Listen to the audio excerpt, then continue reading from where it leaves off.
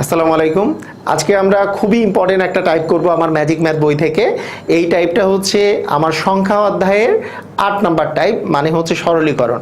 আপনারা যারা এখন পর্যন্ত ম্যাজিক ম্যাথ বইটি সংগ্রহ করতে পারেননি তারা এই নাম্বারে ডায়াল করে আপনি সংগ্রহ করে নিতে পারেন। 0132082085 এই নাম্বারে ডায়াল করতে পারেন, অথবা আপনার নিকটস্থ লাইব্রেরিতেও খোঁজ নিতে পারেন। তো আজকে আমি যদি আপনাদেরকে বলি যে এই যে সরলীকরণ, এইটা করার জন্য আপনাকে কি জিনিসটা প্রথমত খেয়াল রাখতে হবে। প্রথমত খেয়াল রাখতে হবে যে এই যে এরকম একটা জিনিস BODMAS, BODMAS, BODMAS। আচ্ছা, BODMAS জিনিসটা কি? BODMAS জিনিসটা হলো যে প্রথমে বি ফর হচ্ছে ব্র্যাকেট। বি ফর কি বলেন তো? ব্র্যাকেট। বি ফর হচ্ছে ব্র্যাকেট। আচ্ছা, ও ফর হচ্ছে অফ। অফ মানে হচ্ছে এর। আচ্ছা, ডি ফর হচ্ছে ডিভিশন। ডিভিশন মানে হচ্ছে ভাগ। M for multiplication. মাল্টিপ্লিকেশন মানে হচ্ছে গুণ। এ মানে অ্যাডিশন। অ্যাডিশন মানে যোগ। এস ফর সাবট্রাকশন মানে হচ্ছে বিয়োগ।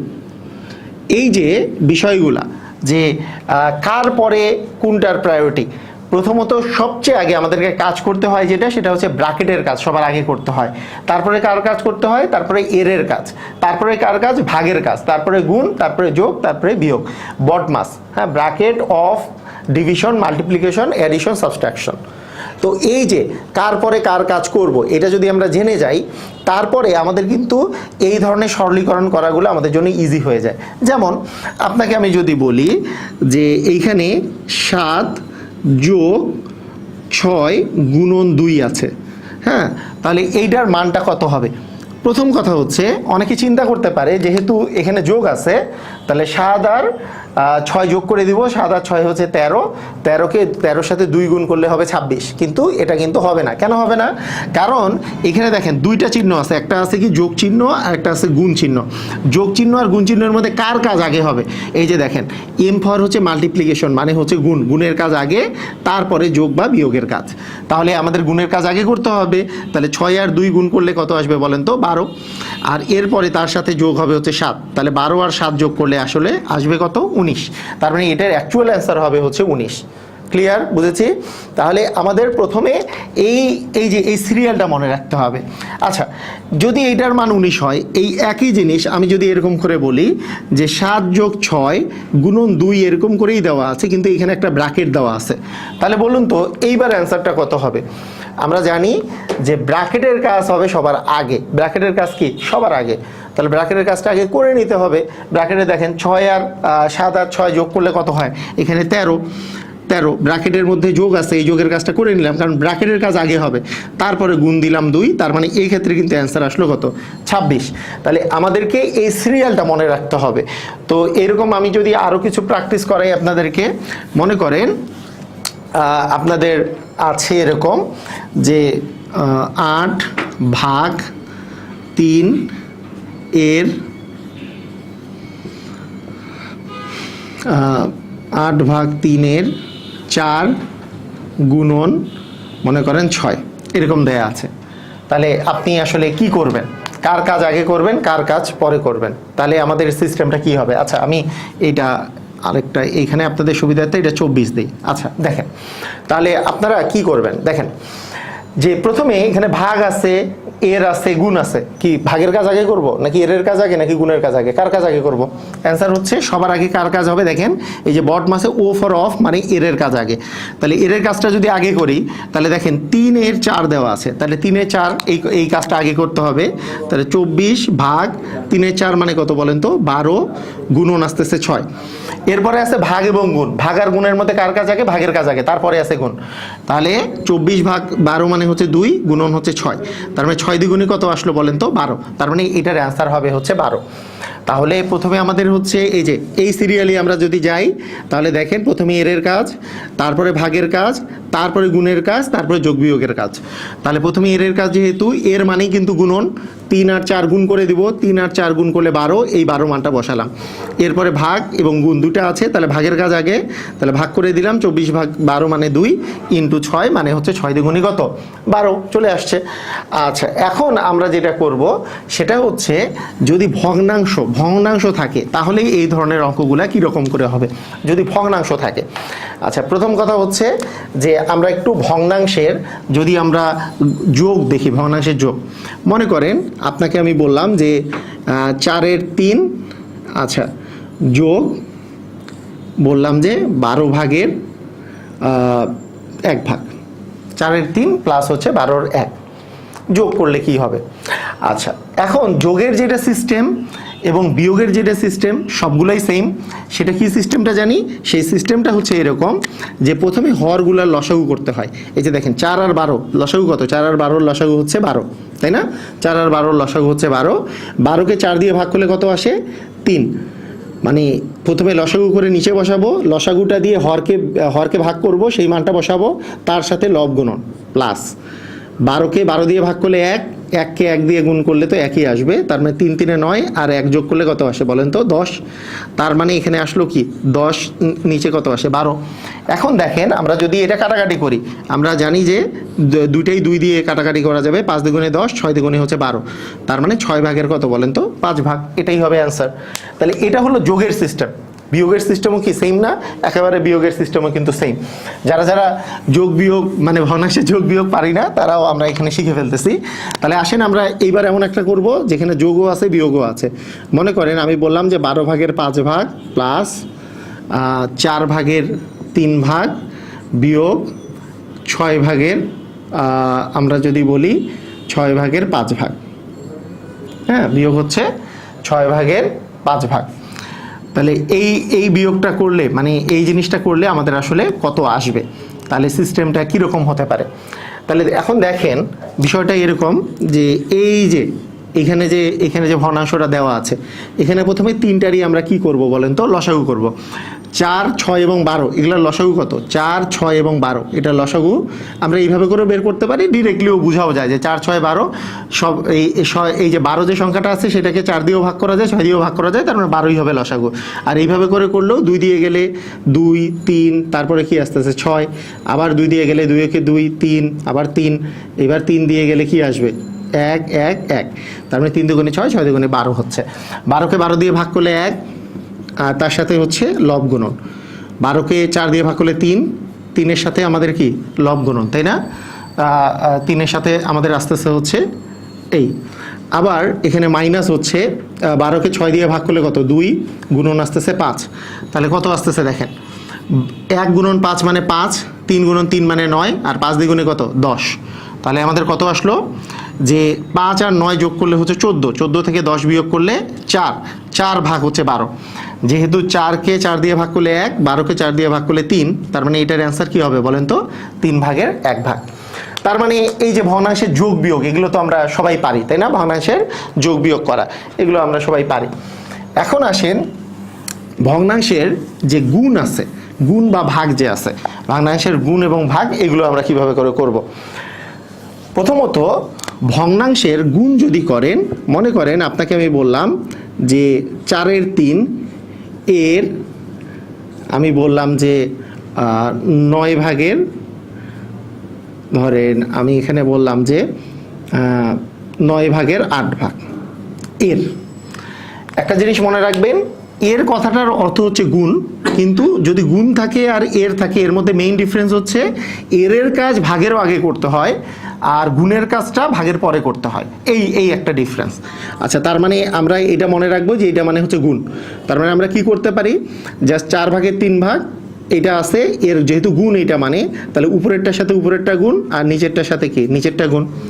এরপরে আমরা জাস্ট কাটাকাটি করব। দেখেন যে আমরা জানি যে 4 দিয়ে 4কে ভাগ করলে 1, 8 দিয়ে 4কে ভাগ করলে হচ্ছে 2, 3 দিয়ে 3কে ভাগ করলে 1, 3 দিয়ে 9 দিয়ে 3কে ভাগ করলে 3, তার মানে এটার অ্যান্সার আসতেছে কি 3 ভাগের 2 ভাগ। তার মানে এর কথাটার যে অর্থ গুণ মানেও একই অর্থ। তাহলে কি করতে হয়, এর বা গুণন থাকলে কি করতে হয়, উপরেরটা গুণ, নিচেরটা গুণ। এরপরে যে সমান মানে একই জিনিস দিয়ে যেগুলো ভাগ যায় সেগুলোকে আমরা ভাগ করে দিচ্ছি। 3কে 3 দিয়ে ভাগ করলে 1, 9কে 3 দিয়ে ভাগ করলে 3, 8কে 4 দিয়ে ভাগ, এইটাকেও 4 দিয়ে ভাগ, 4 4 দিয়ে গুণে হচ্ছে 8। ক্লিয়ার, বুঝছি? তাহলে এটা হলো আমাদের কি ভগ্নাংশের গুণন। আচ্ছা, ভগ্নাংশের ভাগের সিস্টেমটা কি? ভগ্নাংশের যে ভাগের সিস্টেমটা আমরা কিন্তু আরো টেকনিক শিখবো, তাই এগুলো হচ্ছে নর্মালি কিভাবে করতে হয় সেটা শিখতেছি। আচ্ছা, ভাগের সিস্টেমটা হচ্ছে আপনার কাছে মনে করেন এরকম দেওয়া আছে যে 8 ভাগের 7 ভাগ, এটাকে আপনি মনে করেন ভাগ করতেছেন যে আপনার কাছে দেয়া আছে 24 ভাগের ধরেন 14 ভাগ, এটা দিয়ে ভাগ করতেছেন। তাহলে ভাগ কিভাবে করবেন? ভাগের সিস্টেমটা হচ্ছে এরকম যে যখন ভগ্নাংশ থাকে, এই ভাগ চিহ্ন যখন থাকবে, ভাগটাকে আমাকে আগে গুণ চিহ্ন বানাইতে হবে, এবং এই যে ভাগটাকে যদি আপনি গুণ চিহ্ন বানাতে চান তাহলে এইখানে যে ভগ্নাংশ আছে সেটা উল্টায় যাবে, মানে লবটা হরে যাবে, হরটা লবে আসবে। ক্লিয়ার, বুঝেছি? এখন আমাদের জাস্ট কাটাকাটি করতে হবে। কাটাকাটি করার সিস্টেমটা কি? ওই যে উপরেরটার সাথে উপরেরটাকে গুণ করে ফেলি, আর নিচেরটার সাথে কি, নিচেরটা গুণ আকারে আছে। তাহলে আমরা কি করব যে 7 × 7, 7 দ্বিগুণে কত, 14, হ্যাঁ, 8 × 8, 3 8 কত বলেন তো, 24। তার মানে কত আসে, উপরে 3 নিচে হচ্ছে 2। আর যখন এটা অপ্রকৃত ভগ্নাংশ আসে, অপ্রকৃত ভগ্নাংশ মানে উপরেরটা বড় নিচেরটা হচ্ছে ছোট, সেই সময় এটার মানটাকে আপনি এইভাবে করে লিখতে পারেন যে 3কে আপনি 2 দিয়ে ভাগ করে লেখেন, 2 কে 2, ভাগশেষ থাকে 1, তার মানে আমরা লিখতে পারি যে 1 পূর্ণ 2-এর 1 এটাকে। আচ্ছা, তাহলে এটা আমরা বুঝে গেলাম যে কিভাবে করে ভগ্নাংশের ভাগ করতে হয়। এখন আসেন আমাদের কিছু ট্রিক্স শিখি আমরা, এই সকল জিনিসের আমরা কিছু ট্রিক্স শিখি। সেই ট্রিক্সটা কীরকম? মনে করেন আপনাকে আমি বললাম যে একটা পূর্ণ সংখ্যা আছে এবং তার সাথে যদি প্রকৃত ভগ্নাংশ যোগ হয় তাহলে কিভাবে করে এগুলো আমরা করব। প্রকৃত ভগ্নাংশ মানে যার লবটা ছোট হরটা বড়। মনে করেন একটা পূর্ণ সংখ্যা আছে হচ্ছে 12, তার সাথে একটা প্রকৃত ভগ্নাংশ একটা যোগ হলো, মনে করেন প্রকৃত ভগ্নাংশ হচ্ছে 8 ভাগের 5 ভাগ যোগ হলো, ঠিক আছে? এটা ট্রিক্সটা হচ্ছে এটা যোগ হলে কত হবে। আচ্ছা, এটা নর্মাল প্রসিজিওরটা শুনেন। নর্মাল প্রসিজিওর হচ্ছে 12 মানে হচ্ছে 12-র নিচে 1 আছে না, 12-র নিচে 1 আছে, তার মানে কি 1 আর 8-এর লসাগু করলে 8 পাওয়া যাবে। 8কে 1 দিয়ে ভাগ করলে 8 গুণন হচ্ছে 12, আর 8কে 8 দিয়ে ভাগ করলে হচ্ছে 1 গুণন হচ্ছে 5, তার মানে কি 8 12 96, 96 আর 5 যোগ করলে হচ্ছে 101, ভাগ হচ্ছে 8। এটাকে আমরা যদি এখন অপ্রকৃত ভগ্নাংশ থাকলে এটাকে আমরা মিশ্র ভগ্নাংশে পরিণত করতে পারি।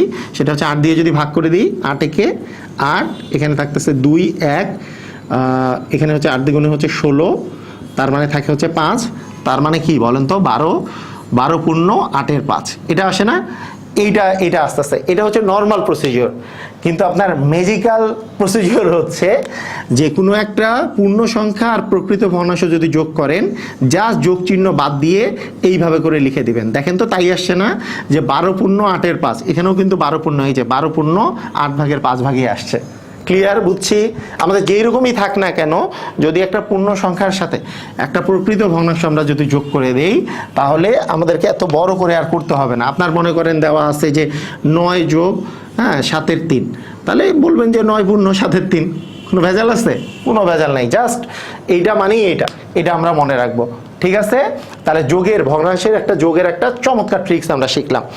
এইবার শুনেন, যদি পূর্ণ সংখ্যা থেকে আমি যদি একটা প্রকৃত ভগ্নাংশ বিয়োগ করি, দেখেন পূর্ণ সংখ্যা থেকে প্রকৃত ভগ্নাংশ যদি বিয়োগ করি তাহলে কীরকম হবে, এটা ট্রিক্সটা দেখেন।